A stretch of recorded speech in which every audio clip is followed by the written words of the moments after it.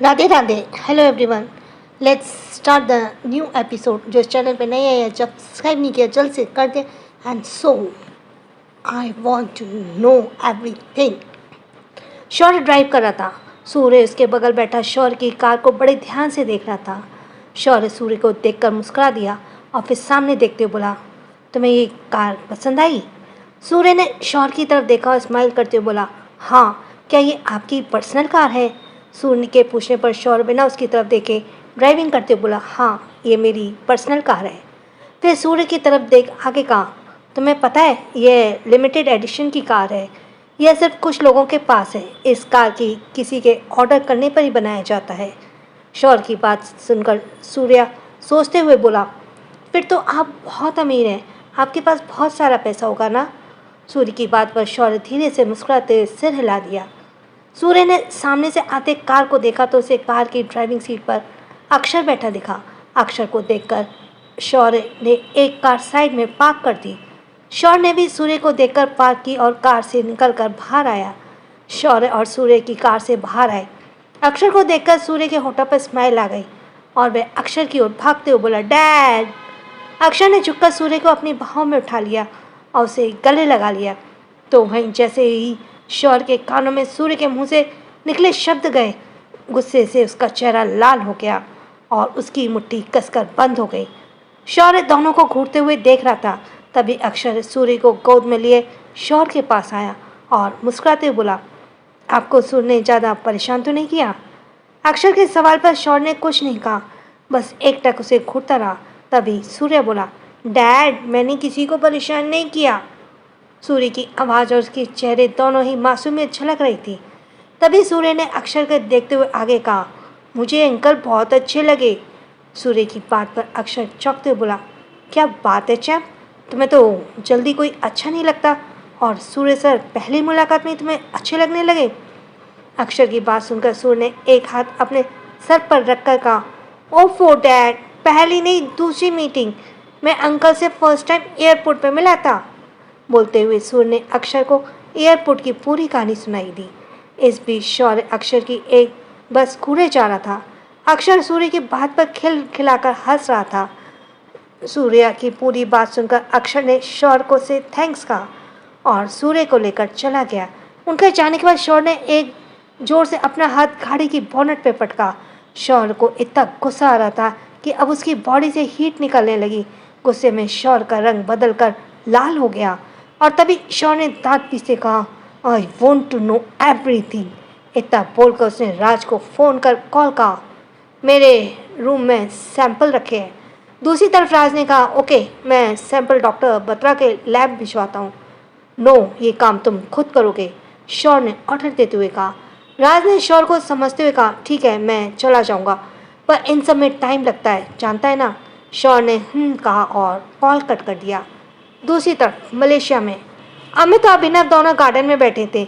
अनाया के जाने के बाद अमित जी ने फिर से ऑफिस संभाल लिया था। अभिनव उनसे बात कर रहे थे और अमित जी उनकी बातों पर हंसते हुए लैपटॉप पर काम कर रहे थे कि तभी स्क्रीन पर उन्हें मेल का नोटिफिकेशन मिला। अमित जी अपना चश्मा उठाकर देखते हैं कि मेल्स को ध्यान से देखने लगे। वो मेल उनकी पर्सनल आईडी पर आई थी। तभी अभिनव जी ने कहा, यार, अमित बच्चे कितना सस्पेंस क्रिएट करेंगे। कंपनी का नाम तक नहीं बताया, इंडिया की किस कंपनी के साथ काम कर रहे हैं। अमित जी मेल देखते हुए अभिनव से बात कर बोले, हाँ, मेरे पूछने पर भी नहीं बताया, बोल रहे डील हो जाने के बाद सरप्राइज़ देंगे। पर बोलते हुए अमित जी अचानक से रुक गए और अपने चश्मे को कुछ ठीक करते हुए और ध्यान से मेल को पढ़ते बोले, यार अभिनव, मेरे पास एसएसआर कॉर्पोरेशन से मेल आया है। कंपनी का प्रोजेक्ट मेरे साथ मीटिंग कंपनी का प्रेसिडेंट मेरे साथ मीटिंग करना चाहता है। बोलते हुए अमित जी ने अभिनव की तरफ देखा तो अभिनव मुस्कुराते बोले, अरे तो सोच क्या रहा है, रिप्लाई कर, इस बहाने हमें अपने इतने अच्छे दोस्त के बेटे से तो मिलने का मौका मिलेगा। इतना बोलकर अभिनव हंसने लगे। तभी अमित जी का, पर क्या वो हमें जानता है? क्या उसे पता है हम उसके पापा के फ्रेंड्स हैं? नहीं पता हो तो बता देंगे उसे, तू पहले रिप्लाई तो कर। अभिनव की बात मानकर अमित ने रिप्लाई कर दिया। अमित ने अभिनव की तरफ देखा और अभिनव बोले, तुझे पता है शौर्य ने बिजनेस वर्ल्ड में शिवम से भी ज़्यादा नाम कमाया है, ब्रांड बन गया है वो। अमित अभिनव के साथ देता हुआ बोला, बेटा किसका है, अपने बाप पर ही जाएगा ना। अमित की बात सुनकर अभिनव हंसने लगे, फिर रुक कर बोले, तुझे लगता था जिंदगी में तुझसे ही सब छीना है, पर ऐसा नहीं है यार। तेरे एक्सीडेंट के 1.5 साल बाद ही शिवम के साथ भी बहुत कुछ हुआ और उसने सुसाइड कर लिया। बोलते हुए अभिनव ने अमित को उन दिनों का सच बता दिया। अमित के चेहरे पर उदासी छा गई। अभिनव ने आगे कहा, तू तो अपने दुख में इतना कदर डूब गया कि कोमा से बाहर आने के बाद तूने सबसे रिश्ते तोड़कर अकेले यहाँ रहने आ गया। पर मैंने देखा है मीरा भाभी ने बहुत सहा यार। अब उनके ऑस्ट्रेलिया जाने से पहले मैं एक बार उनसे मिला था और तभी मुझे पता चला शौर्य जेल में है, पर मैं उनके लिए कुछ कर नहीं पाया। उनका अफसोस मुझे आज तक है।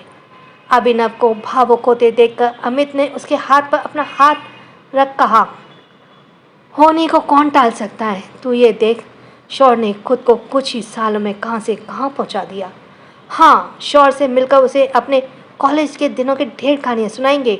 अभिनव की बात पर सर हिलाते हुए अमित जी भी मुस्कुरा दिए। So next episode. Simba office जाने के लिए रेडी हो रहा था।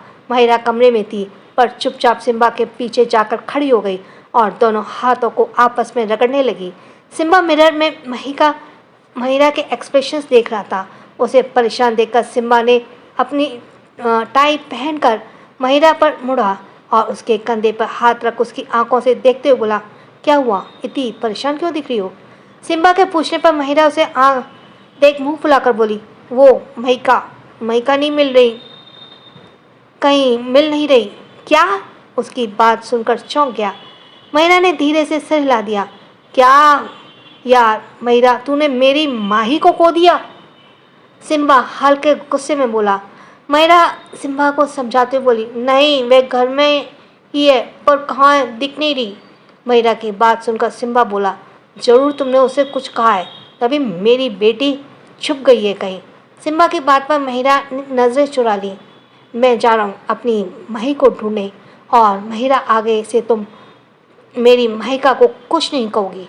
अपनी बात पूरी करते हुए सिम्बा बाहर चला गया।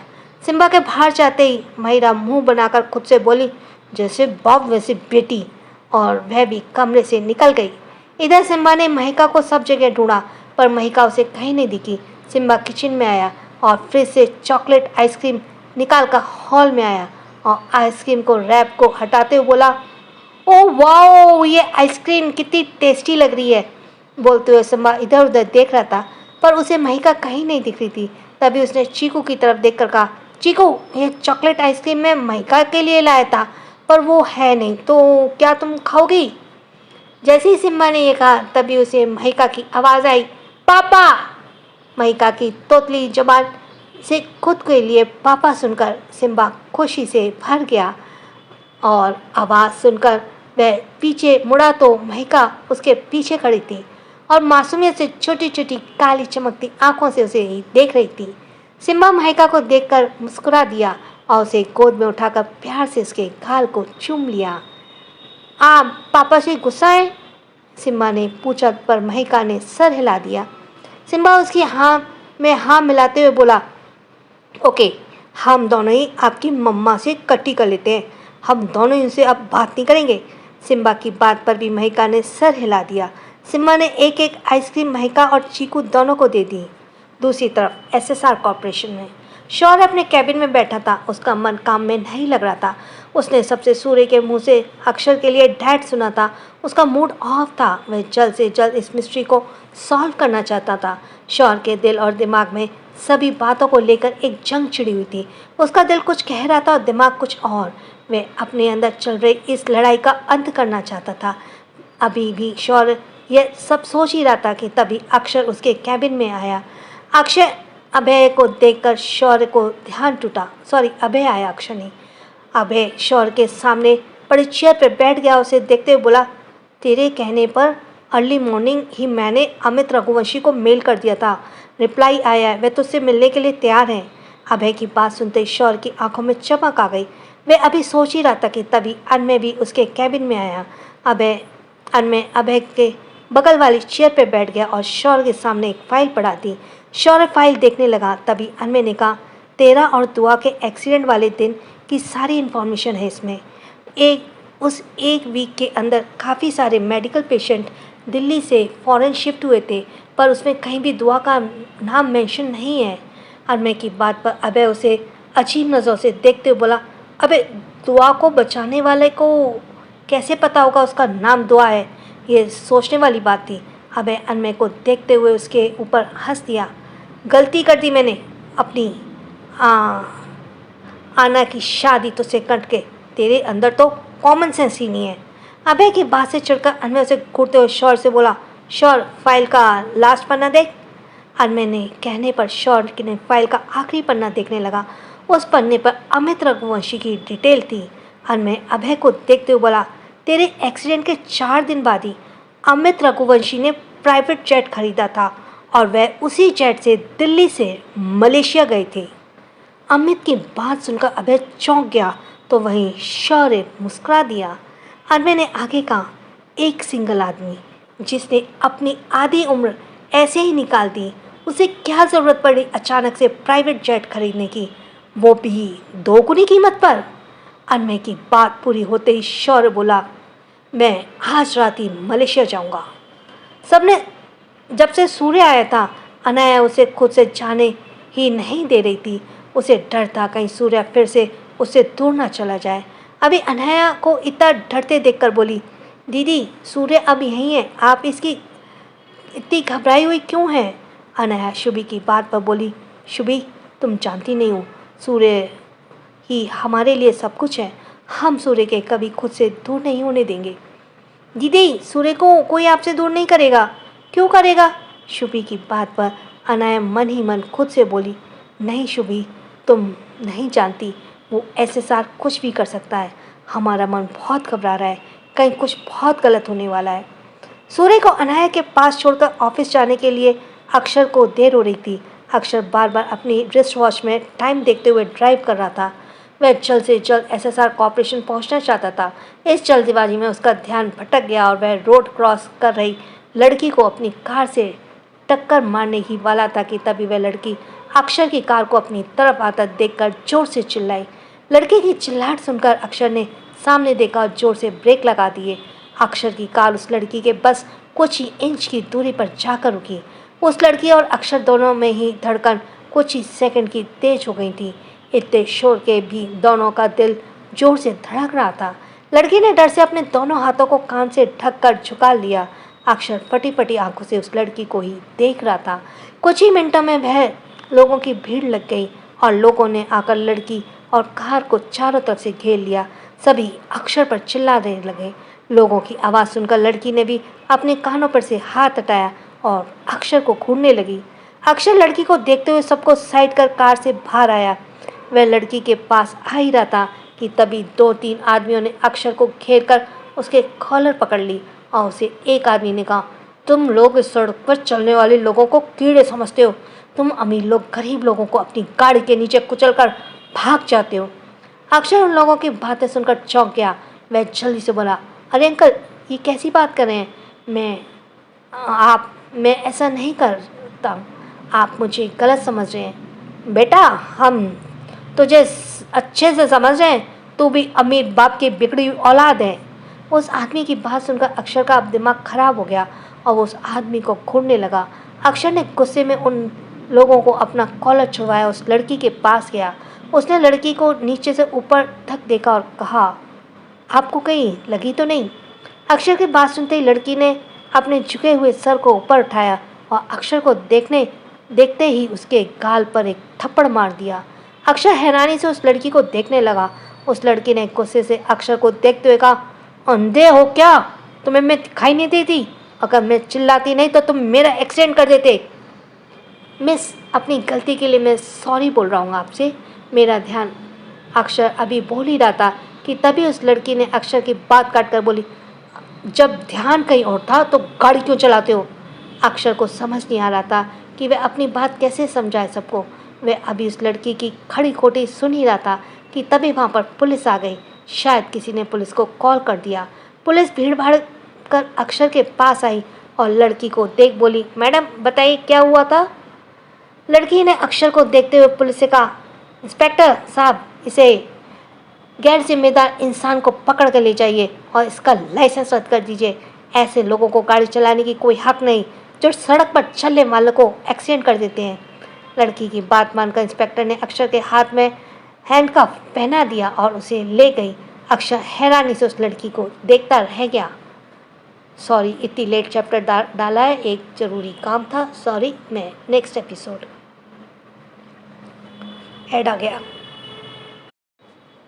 अनाया दोपहर से अक्षर को कई बार फ़ोन कर चुकी थी, पर अक्षर का फ़ोन नहीं लग रहा था।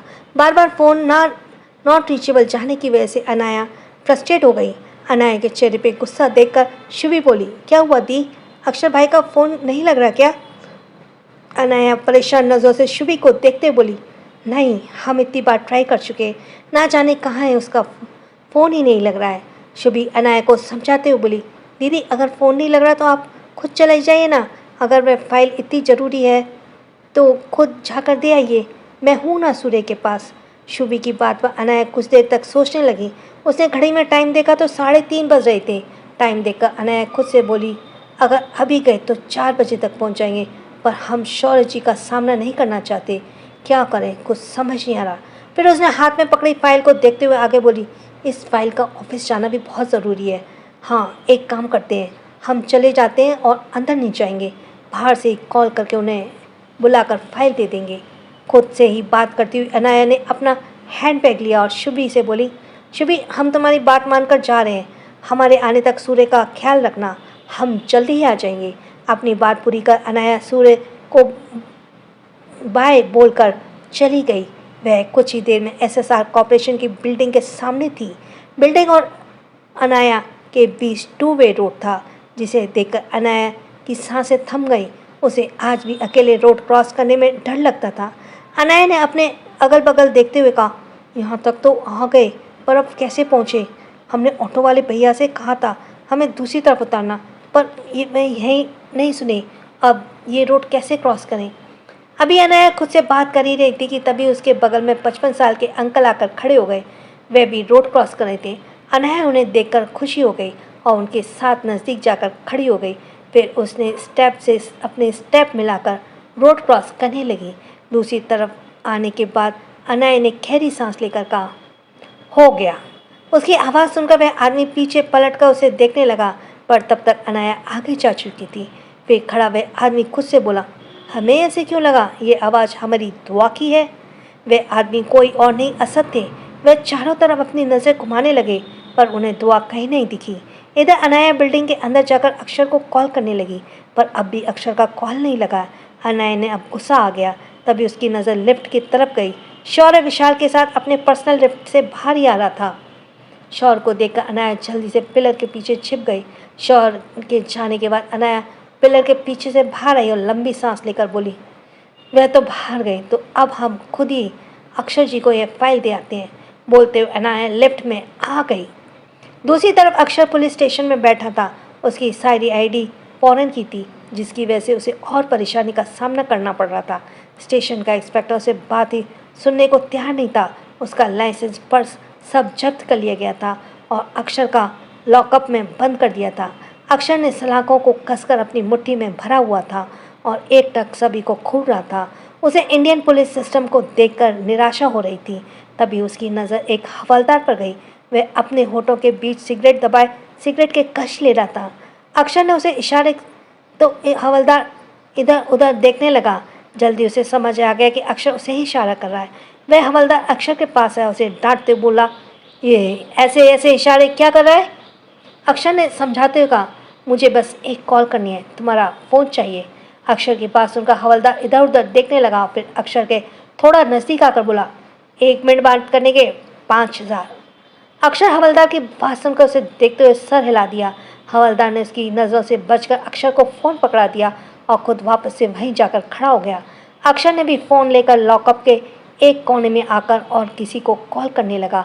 दूसरी तरफ राज सैंपल लेकर डॉक्टर बत्रा के लैब आया हुआ था। डॉक्टर बत्रा राज को देखकर स्माइल करते हुए बोले, आप यहाँ मुझे बुला लिया होता मैं खुद आ जाता।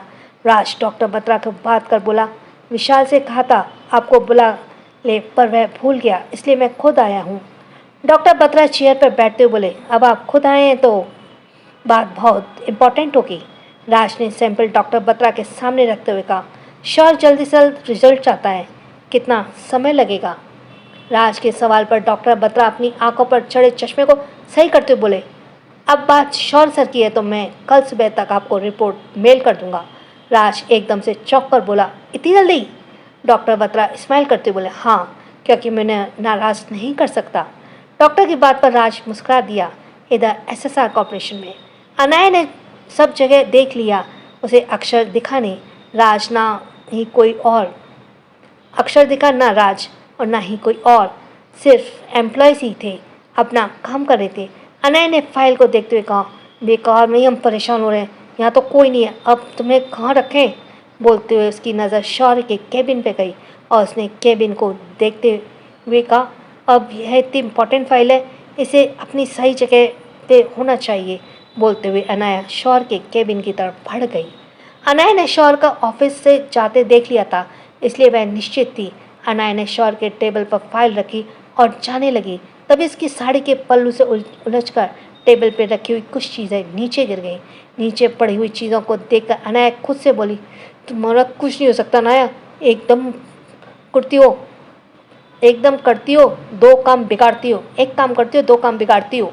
बोलते हुए अनाया नीचे पड़ी चीज़ों को उठाकर टेबल पर रखने लगी। तभी उसने छोटे से रिमोट को देखकर कहा, यह किस चीज़ का रिमोट है? एसी का है क्या? बोलते हुए अनाया से उसका बटन प्रेस कर दिया। फिर उसे टेबल पर रखे हुए बोली, हमें क्या करना किसी भी चीज़ का हो। बोलते हुए जाने को ही मुड़ी, तभी उसकी नज़र सामने वाली वॉल पर पड़ी। वह डिजिटल पेंटिंग अब अनाया की तस्वीर में बदल गई थी। यह देखकर अनाया दंग रह गई। वह धीमी कदमों से चलकर पेंटिंग के पास आई और उसे देखते उसे छूते बोली, ये हम है, पर हमारी ये फोटो यहाँ शौर्य के केबिन में कैसे? बोलते हुए वह सोचने लगी और तभी उसका सिर भारी हो गया। अतीत की कुछ यादें उसके माइंड में दस्तक देने लगी। तेज दर्द होने की वजह से अनाया ने अपना सिर पकड़ लिया और आंखें बंद कर ली। पुरानी यादें तेजी से उसके दिमाग पर हावी हो रही थी और उसके शरीर को कमज़ोर कर रही थी। वह उन यादों का सामना नहीं कर पाई और चक्कर खाकर नीचे गिर गई। Thanks for listening. छोटों को प्यार, बड़ों को सम्मान। राधे राधे।